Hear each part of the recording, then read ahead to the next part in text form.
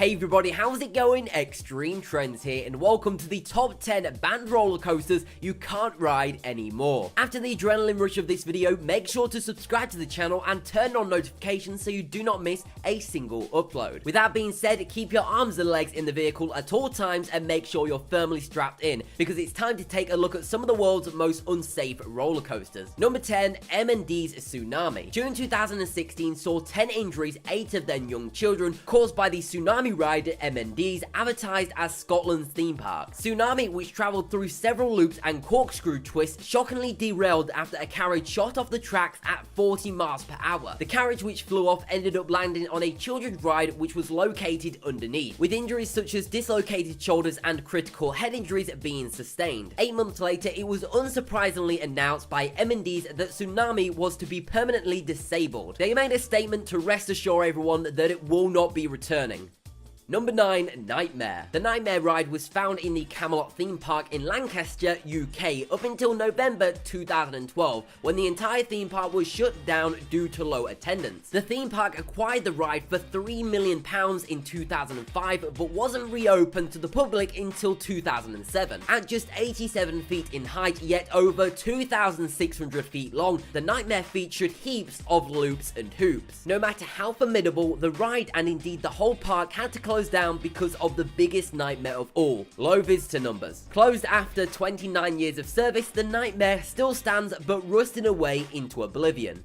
Number 8, Son of Beast. Son of Beast, located at Kings Island, was the tallest, fastest, and only looping wooden roller coaster on Earth when it opened in the year 2000. Coasting over a whopping $20 million, Son of Beast was the second longest and first wooden hypercoaster, breaking the 200-foot height barrier. It wasn't long before riders began criticizing the coaster for a rough ride and a head-splitting experience though, peaking in a 2006 incident where 27 injuries were reported after the coaster's trains abruptly stopped because of a fracture in the wooden structure. After being closed for a year and amazingly passing an inspection from the Ohio Department of Agriculture, Son of Beast was once again thrilling riders in 2007 sans wooden loop. Unbelievably, Son of Beast was involved in yet another scandal in 2009, where one lady claimed that the rough ride gave her an aneurysm. Son of Beast then ceased to operate until 2012, where it was shattered to smithereens by Kings Island. Son of Beast was for sure a beastly ride.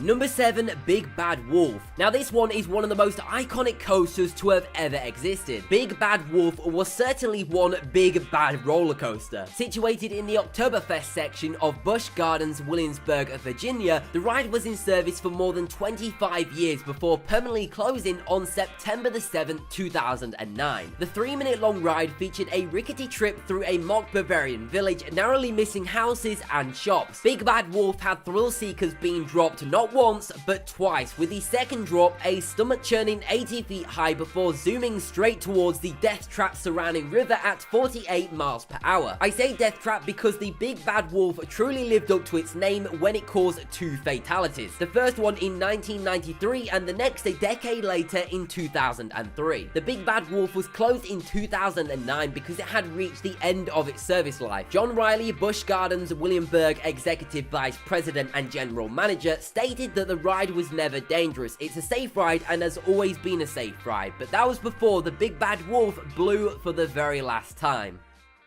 Number 6, the Corkscrew. With a 68 feet drop and reaching speeds of 44 miles per hour, the Corkscrew in Alton Towers, UK was one of the most famous roller coasters in the world. A huge part of pop culture, a photograph of the ride was even used as the cover to the Prodigy single Everybody in the Place. The Corkscrew was so popular that in its first few months of being opened, queues could get as long as 9 hours. That almost gives you enough time to do a marathon of the theatrical editions of The Lord of the Rings. Springs. Its initial popularity stemmed from the fact that it was one of the first inverting coasters in Europe and the first in the UK. The entire park would often have to refuse entry to new visitors hours before closing time so the staff could deal with the building queues of the corkscrew. But even this beast was not impervious to time, and after 28 years, the corkscrew faced retirement. The roller coaster was so iconic that after being dismantled, the two famous corkscrew-shaped inversions were saved and are now on display at the front of the park. One of the carts were even sold on eBay for a whopping £7,200. Number 5. High Roller. Las Vegas High Roller was a special one with great emphasis on the high. The steel roller coaster was constructed on top of a building 909 feet over the Las Vegas Strip in 1996. During its heyday, the High Roller was comfortably positioned right on the top of the Stratosphere Tower, otherwise known as the tallest freestanding observation tower in the United States. Unlike the rest of the roller coasters we've seen, the High Roller was not a wide ride. The height alone was enough of a thrill. However, that's not the only distinction High Roller has. The ride has more breakdowns than any other ride in the world. One incident in particular saw two wheels fly off, wrecking the train and leaving riders stranded 909 feet in the air. It's no surprise that this ride was dismantled in December 2005. Number 4. Steaming Demon. When this next roller coaster was first constructed at Pontchartrain Beach, it was known as the Raging Cajun and boosted an incredible 95-foot drop. In years since, it has changed its name to the Steaming Demon. As the years rolled by, the Demon grew increasingly rough and was no longer safe. The good news is that the Demon is actually scheduled to reopen soon, but this time round it will be incorporating a virtual reality component. Yeah, you heard us right, riders will be given the opportunity to wear a VR headset which will simulate the experience of flying through a futuristic city. I don't know why somebody came up with this idea, but I'm definitely glad that they did.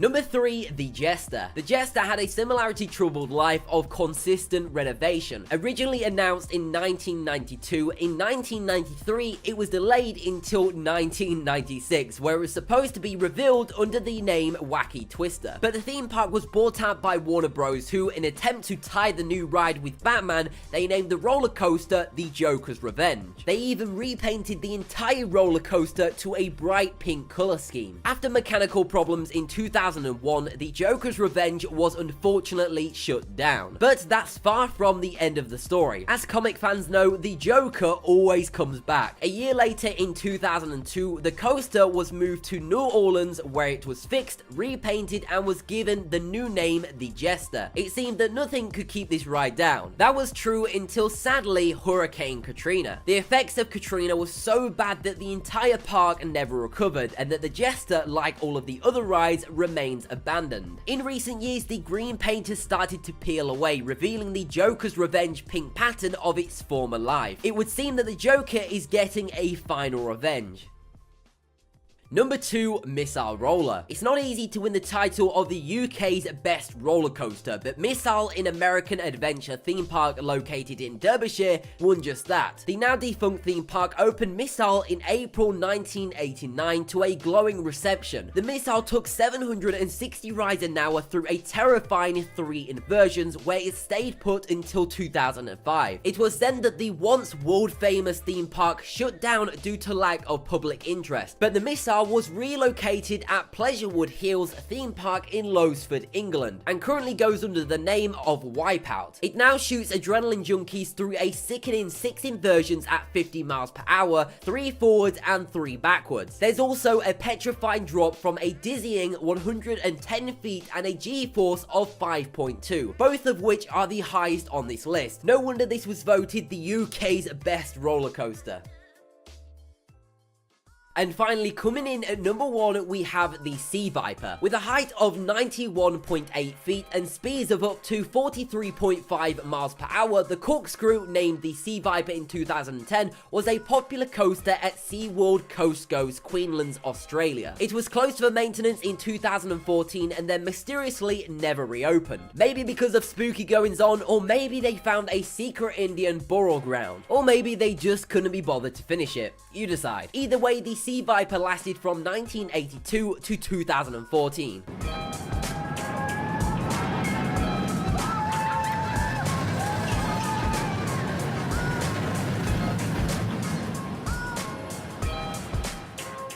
So that has been the top 10 banned and closed roller coasters you cannot ride anymore. If you did enjoy the video or found it interesting, then why not go check out one of my other videos by clicking a video on screen now. Before you do that though, as always, make sure you subscribe to the channel and turn on notifications so you do not miss a single upload. But anyway, thank you very much for watching, and I'll speak to you in the next video.